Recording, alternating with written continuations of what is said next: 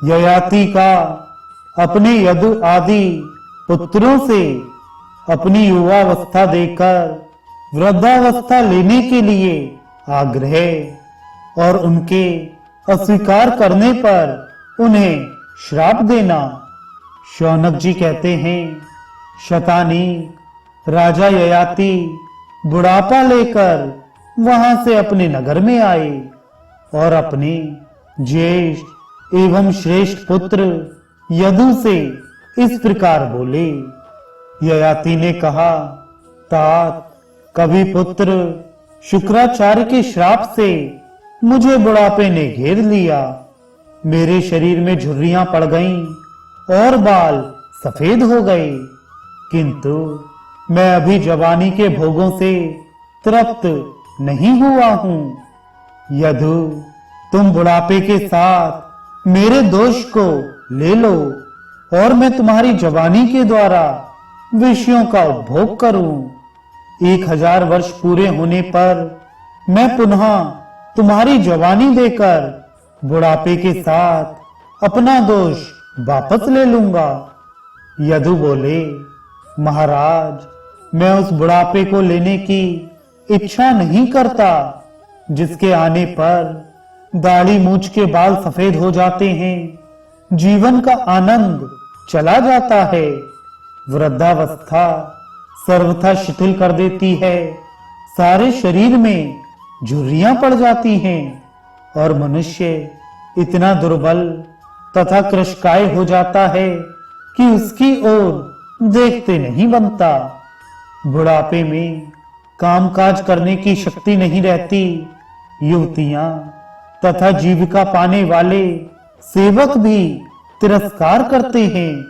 अतः मैं वृद्धावस्था नहीं लेना चाहता। धर्मज्ञ नरेश्वर, आपके बहुत से पुत्र हैं जो आपको मुझसे भी अधिक प्रिय हैं। अतः बुढ़ापा लेने के लिए आप अपने किसी दूसरे पुत्र को चुन लीजिए। ययाति ने कहा, तात, तुम मेरे हृदय से उत्पन्न औरस पुत्र होकर भी मुझे अपनी युवावस्था नहीं देते हो, इसलिए इस पाप के कारण तुम्हारी संतान मामा के अनुचित संबंध द्वारा उत्पन्न होकर दुष्प्रजा कहलाएंगी। अब उन्होंने तुर्वसु को बुलाकर कहा, तुर्वसो, तुम बुढ़ापे के साथ मेरा दोष ले लो। बेटा, मैं तुम्हारी जवानी से विषयों का उपभोग करूंगा। 1000 वर्ष पूर्ण होने पर मैं तुम्हें जवानी लौटा दूंगा और बुढ़ापे सहित अपने दोष को वापस ले लूंगा। तुर्वसु बोले, तात, काम भोग का नाश करने वाली वृद्धावस्था मुझे नहीं चाहिए।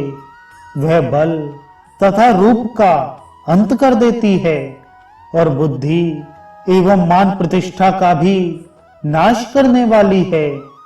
ययाति ने कहा, तुर्वसु, तुम मेरे हृदय से उत्पन्न होकर भी मुझे अपनी युवावस्था नहीं देते हो, इसलिए तुम्हारी संतति नष्ट हो जाएगी।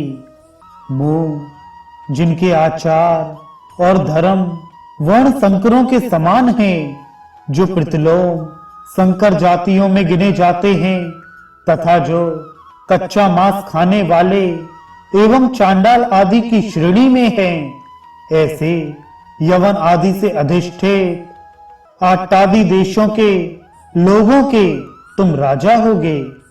जो गुरु पत्नियों में आसक्त हैं, जो पशु पक्षी आदि का सा आचरण करने वाले हैं तथा जिनके सारे आचार विचार भी पशुओं के समान हैं, तुम उन पापात्मा मलेच्छों के राजा होगे। शौनक जी कहते हैं, शतानीक राजा ययाति ने इस प्रकार अपने पुत्र तुर्वसु को श्राप देकर शर्मिष्ठा के ज्येष्ठ पुत्र द्रुहु से यह बात कही। ययाति ने कहा, द्रुहु, कांति तथा रूप का नाश करने वाली यह वृद्धावस्था तुम ले लो और 1000 वर्षों के लिए अपनी जवानी मुझे दे दो। 1000 वर्ष पूर्ण हो जाने पर मैं पुनः तुम्हारी जवानी तुम्हें दे दूंगा और बुढ़ापे के साथ अपना दोष फिर ले लूंगा। द्रुह बोले, पिताजी, बूढ़ा मनुष्य ना तो राज्य सुख का अनुभव कर सकता है, न घोड़े और रथ पर ही चढ़ सकता है। वह स्त्री का भी उपभोग नहीं कर सकता। उसके हृदय में राग प्रेम उत्पन्न ही नहीं होता। अतः मैं वृद्धावस्था नहीं लेना चाहता।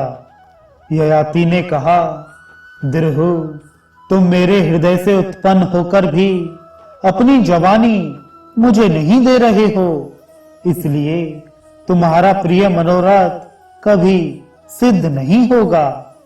जहां घोड़े जुते हुए उत्तम रथों, घोड़ों, हाथियों, पीठकों, पालकियों, गधों, बकरों, बैलों और शिविका आदि की भी गत नहीं है, जहां प्रतिदिन केवल नाव पर ही बैठकर घूमना फिरना होगा, ऐसे पंचनद के निचले प्रदेश में तुम अपनी संतानों के साथ चले जाओगे और वहां तुम्हारे वंश के लोग राजा नहीं भोज कहलाएंगे।